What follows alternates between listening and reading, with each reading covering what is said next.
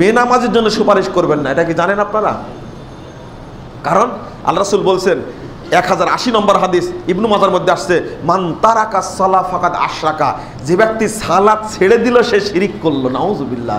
তাহলে তার জন্য কি সুপারিশ করবে?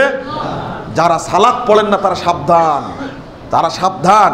যদি সালাত না পড়ে মারা যান রাসূলের সুপারিশ থেকে আপনি বঞ্চিত হবেন নিঃসন্দেহে, কোনো উপায় নাই। ইমাম খতিব বাগদাদি বলছেন, তিনি এই তার কথাটা বলে আমি খুতবা শেষ করে দিচ্ছি। তিনি বলছেন যে শুনে রাখো ও বিশ্ববাসী, কুল্লু ফিয়াতিন তাতাহাইয়াদু ইলা আরা ওয়া তাহসিনু রায়ান ওয়া তাকিফু আলাই। পৃথিবীতে যত দল আছে, যত ফেরকা আছে, সবগুলোই নিজস্ব রায়ের উপরে তারা চলাফেরা করে। জাল জয়ীব হাদিস, নিজস্ব মতবাদ, নিজে বিধান তৈরি করে। সিওয়ায়া সাবিল হাদিস, তবে আহলে হাদিসগণ নয়। ফাইনাল কিতাবা উদ্দাতুহুম ওয়াস সুন্নাতা হুজ্জাতুহুম ওয়ার রাসূলা ফিয়াতুহুম। তিনি বলছেন কারণ আহলে হাদিসদের মূল হাতিয়ার হলো আল্লাহর কিতাব আল কোরআন। ওয়াস সুন্নাতা হুজ্জাতুহুম, সুন্নাত রাসূলের সুন্নাহ হলো তাদের মূল দলিল। ওয়ার রাসূলা ফিয়াতুহুম, রাসূল মুহাম্মদ হলেন সরাসরি তাদের দলনেতা। আলহামদুলিল্লাহ, আলহামদুলিল্লাহ, আলহামদুলিল্লাহ। খতিব বাগদাদি রহিমাহুল্লাহ বাগদাদের উপরে বসে থেকে তিনি এই কথা বলছেন।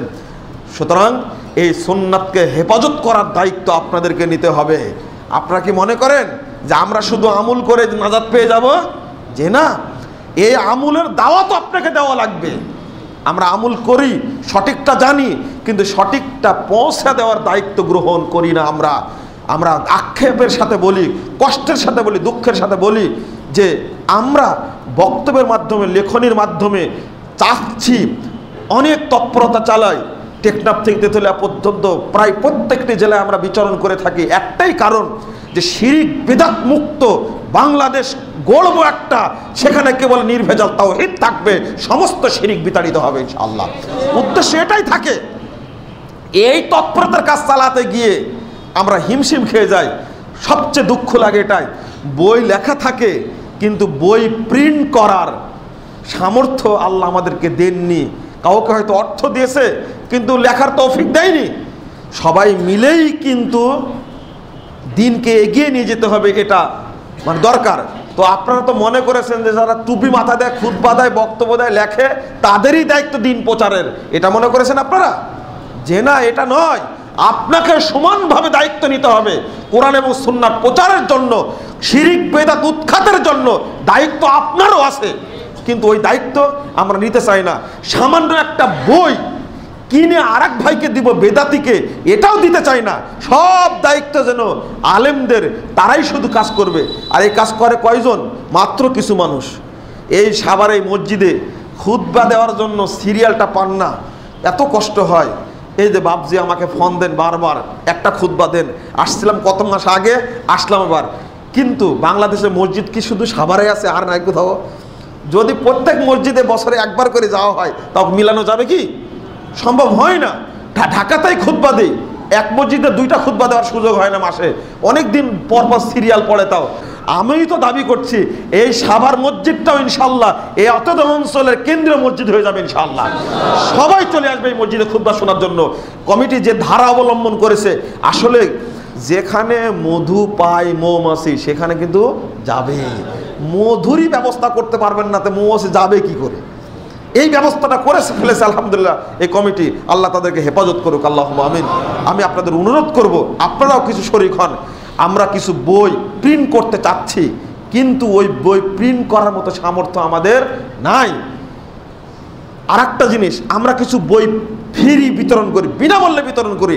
এক নজরে আকিদা তাওহীদ, এক নজরে সিয়াম ও রমাদান, এক নজরে হজ উমরা, এক নজরে ওযু সালাত, এক নজরে দোয়া ও জিকির। এই বইগুলো সংক্ষিপ্ত বই, মানুষ যেন পকেটে নিয়ে থাকতে পারে, কাছে নিয়ে থাকতে পারে, পড়তে পারে, দাওয়াতি কাজ করতে পারে। সারা দেশে আলহামদুলিল্লাহ লক্ষ লক্ষ কপি প্রিন্ট করে দিয়েছে ইতিমধ্যে, আলহামদুলিল্লাহ চলছে। এই সহযোগিতা দায়িত্ব আপনাদের। আমার কিছু করণীয় যা ছিল তা করে দিছি লেখার, কিন্তু এটা প্রচার করার দায়িত্ব কাদের? মুসল্লিদের। বিশেষ করে একটা বই যেটা বের হয়েছে আপনাদের কাছে বললাম, এই বইটা প্রত্যেকের বাড়িতে থাকা উচিত। সেটা হলো প্রশ্নোত্তর আরকানুল ইসলাম, 600 পৃষ্ঠার বই। বইটা একটু মোটা হয়েছে, কিন্তু ইসলামের 5টি রুকুন সম্পর্কে বিস্তারিত আলোচনা ওই জায়গায় আপনারা পেয়ে যাবেন ইনশাআল্লাহ। নিজের একটা সংগ্রহ করবেন, পাশাপাশি অন্য ভাইদেরকে উদ্বুদ্ধ করার চেষ্টা করবেন ইনশাআল্লাহ। আল্লাহ রাব্বুল আলামিন যেন দাওয়াতি কাজে আমাদেরকে বরকত দান করেন, আল্লাহুম্মা আমিন। আল্লাহ রাব্বুল আলামিন যেন আমাদেরকে পবিত্র কোরআন এবং সহিহ হাদিসের প্রচারে সময় দেওয়ার তৌফিক দান করেন, আমিন।